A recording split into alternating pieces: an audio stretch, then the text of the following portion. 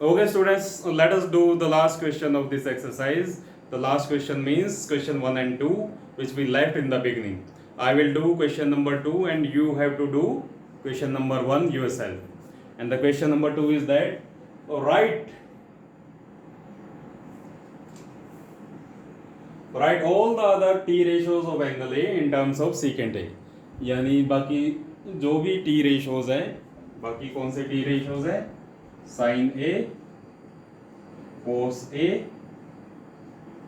tan A, cosecant A and cot A.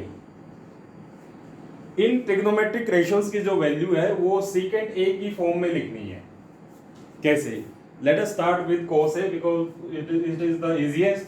Cos A is the reciprocal of secant A. So I can say that cos A is equal to 1 upon secant A. So this we say that we have written the value of cos A in terms of secant A क्योंकि इसकी value में secant A आ रहा है. और cos A की value निकालने के बाद सबसे इजी काम क्या है? साइन की वैल्यू निकालना. क्यों? क्योंकि साइन और cos में डायरेक्ट रिलेशन है. Sine square A plus cos square A is equal to 1. यहाँ से हम साइन स्क्वायर A की वैल्यू निकाल सकते हैं 1 minus cos square A. 1 minus cos square A means cos A की वैल्यू का square, that is 1 upon secant A का square, 1 upon secant square A. यहाँ पे अगर हम एलसीएम ले लेते हैं, एलसीएम secant स्क्वायर A आ रहा है, 1 इंटू secant स्क्वायर A हो गया, secant स्क्वायर A, तो यहाँ आ गया -1. तो ये साइन स्क्वायर A की वैल्यू आ गई. साइन स्क्वायर A की वैल्यू निकालने के बाद साइन की वैल्यू निकालने के लिए हम दोनों ओर स्क्वायर रूट ले लेते हैं.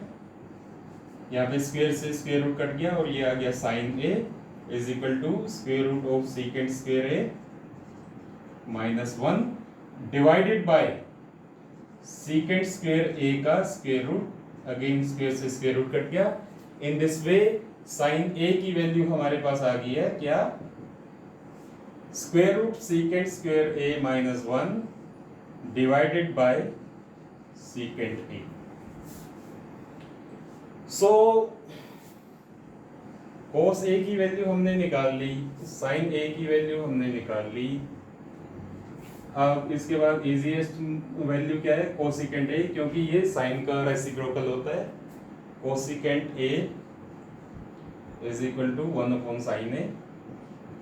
साइन A का रेसिप्रोकल हो गया secant A upon square root secant square A -1. तो ये आ गई कोसिकेंट की value.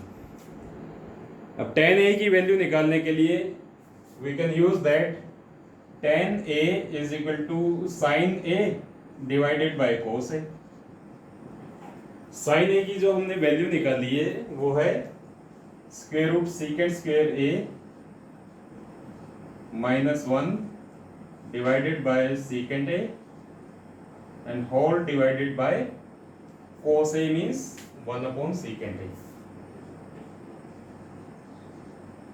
This is equal to square root secant square A -1 divided by secant A into secant A upon 1 is equal to secant square A -1 का square root.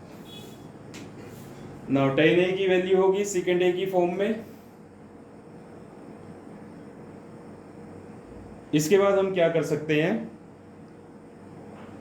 tan A के reciprocal cot A की value निकाल सकते हैं, because cot A is equal to 1 upon tan A. tan A की value का उल्टा हो गया 1 upon square root secant square A -1. In this way we have written all the other trigonometric ratios in terms of secant A with the help of basic identity sin square A plus cos square A is equal to 1.